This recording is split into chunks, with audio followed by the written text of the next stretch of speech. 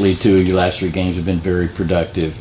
To what do you owe that? Obviously, the line is blocking really well right now. How much of it has to do with your health? How much of it is the play in front of you? Yeah, I feel like it's just a combination of everything. Just first off, the O-line, I feel like as a running back, you can never really have success if your O-line isn't really performing. And I feel like they've kind of taken it very seriously in practice. And also, I got to give it to the scout defense, because they give us the game reps and the game looks that we're going to get on game day. And they also, it's the young guys like Gabe and Jordan Hall, like they challenge our O-line because they give such good effort every single day and every single look that it kind of prepares you for the game and makes it easier on game day to kind of just be comfortable and just have fun out there more so. Kendall, when you look at the challenge on Saturday, what do you feel like is the key for you guys to get that running game going against this Alabama defense? I mean, I would just first thing I would say, just starting off fast, just coming out with that energy and not taking your foot off the gas. I feel like our team, we kind of have that dominant type of play style, and I feel like we know how good we are, we know what we're capable of, and we really kind of take it up to ourselves to uphold that level, uphold that standard. Kendall, with all due respect to your offensive line, you're breaking more tackles now. A lot of that is on you at the second level. When did you feel that burst return, I guess, that we've seen flashes of? Because it does appear like you're playing the best of your career. Is that also how you feel? To be honest, I don't even know when it popped up. I know that during the time of dealing with the hamstring and then MCL, there's just a whole lot of it's a mind game that's kind of played. Once they say you're back and say you're ready, it's kind of a mind game to kind of convince yourself, that you're 100% back and ready. So I feel like it was a whole lot of trial and error. It was a whole lot of different cuts I had to make. I had to feel what it felt like to get tackled again, to get twisted up sometimes. There was a whole lot of things that I had to just, put my body through again to get that full confidence. So I felt like, and also during those times, I remember Coach Smart, if he felt that I wasn't, if I was babying it or, not giving it all the way, he'll get on the mic and, let me know that I wasn't pushing it. So I feel like just during that time, just allowing myself to have a whole lot of trial and error moments and just really push myself. I feel like that kind of just allowed me to grow into myself. Can you give us a Kirby a quote, an example? A Kirby quote of Kirby letting you know that. I don't know. Y'all might have heard it when he talks about the baby back bull. He might have threw one of those out. That's the first one that comes to mind.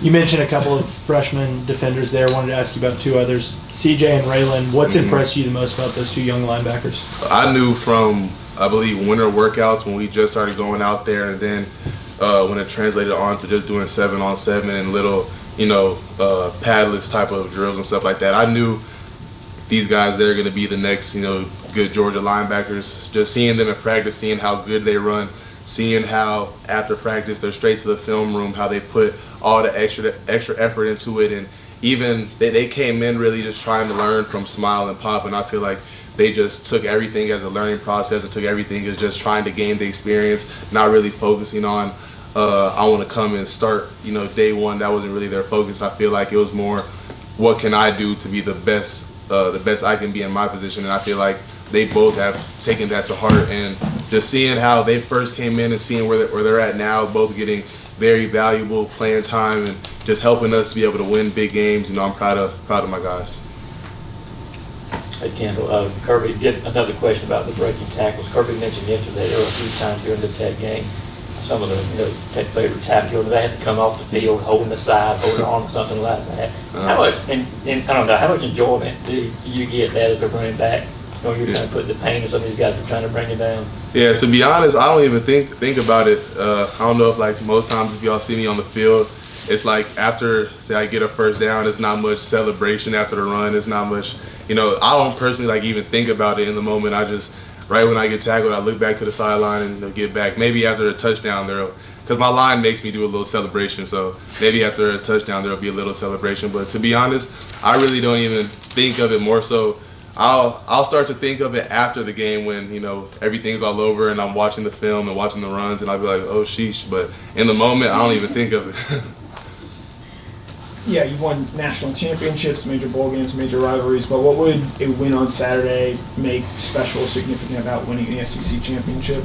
I feel like it'll be super big just for the fact that, Coach Smart pointed it out that, we've never been able to beat Alabama in Atlanta. So I feel like being able to, and that doesn't just go for the players, that goes for the coaches as well. So I feel like we have a huge opportunity here, and just judging off of today's practice, I feel like we've taken that opportunity to heart. This was probably one of the most physical, chippiest practices that we've had all year, but it just shows that, how hungry we are, how much we want it. Kendall, another Kirby quote for you, but he talked about how much confidence he's seen you run with these last few weeks. Just with being healthy and the way you've had these performances the last few weeks, how much confidence are you running with going into this SEC championship? I have the utmost confidence at this point, but I feel like it's a whole lot of different factors that kind of go into it. The first thing, I feel like the O-line and kind of the whole team, I feel like that plays a big role because, at the end of the day, you want to be trusted. You want to be able to know that, your brothers believe in you. So before every game, before practice, before today's team run, our linemen, they'll be like, hey, K-Mill, run that ball like you know how to do. Or they'll be like, they'll just keep fueling me and keep letting me know stuff. And also at the same time, between Coach McGee, Coach Smart, and Coach Bobo, when your coach is constantly putting you in a position to kind of have the ball and, make plays, it just kind of lets you know that they have the trust in you. And I'll let Coach Bobo and Coach Smart know after the games, like, thank you for believing in me. Just thank you for letting me have the opportunity. Because at the end of the day, I feel like, speaking for the whole team, everybody just wants an opportunity to be able to be on the field. So I feel like those were probably the two biggest things that led to me being able to have the confidence and be able to, just trust my game. Kendall, when you look at Alabama's defensive line, their linebackers on film, what do you see and how confident are you guys to be able to run the ball like you want? I mean, I feel like even back to my freshman year, just watching film, like throughout every year, it's so similar between Georgia and Alabama from offense, defense, special teams, like the whole just like Coach Smart said, they're big, they're fast, they have very talented players. At the end of the day, I feel like it's going to be about, who wants it more. They have great coaches, we have great coaches, but I feel like both sides are going to dial up a great game plan. At the end of the day, it comes down to the players on the field and execution, being at the right place at the right time, and at the end of the day, who wants it more, who has the deeper heart for this. Carson, it even said, he didn't know how he was going to play this year or what have you. Was there a moment for you? He's had several big moments, especially looking back on the year. South Carolina, you guys got to come back in the second half. Auburn, you guys got to come back in the second half. Do you recall any kind of particular moment or something where you realized that, he's got it and we're going to be okay? I feel like it was kind of the same way with me when it was talked about, like the process that it took for me to build my confidence.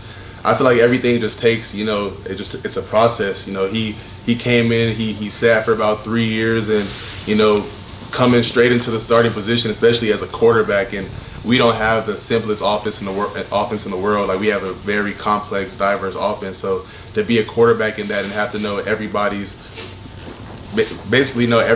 assignment, what everybody has down to the T. I feel like Carson, he's taken, lead of this offense in a very great way. I've been able to see from week one all the way to now, like even just from his pocket presence and the throws that he'll make, and when he takes off with the ball in the pocket, you can just see that he's way more comfortable now. And just to be able to see the point that he's gone, that he's made it to from now, because I've seen when, back in COVID year when the quarterback position, there was just a lot going on, and then seeing him, because behind the scenes, people see one thing, but behind the scenes, you can see, like I see a lot of my brothers, like real emotions and how they're really feeling. So I know, it hasn't really just been a smooth, happy ride. Like, there's been a lot of disappointment, a lot of hopes that, he was going to do something earlier on, and just, disappointment. But to see now, just him taking lead of the offense, making big plays, making big throws, just being the quarterback, the person that the whole team knows he is. I'm just super happy for Carson, and I know that he has 1,000 more blessings on the way. Let's take 2 more questions.